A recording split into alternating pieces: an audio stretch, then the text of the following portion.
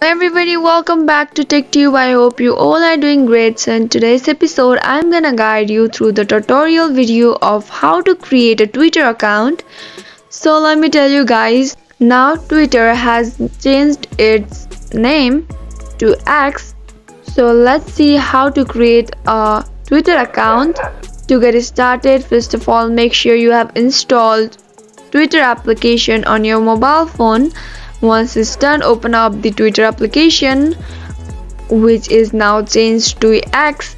So open it and then you will be appeared with this screen interface on your mobile phone. Now click on create account option, select your language. Now add your name, email and date of birth and click on next.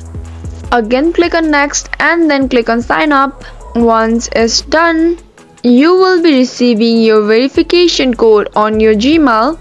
So simply add your verification code. You can simply go on your email and then check it. Once it's done, click next. And that's how easily you can create a Twitter account. I hope you found the video to be helpful and informative. If yes, do not forget to subscribe to our channel and also press the notification bell for more updates.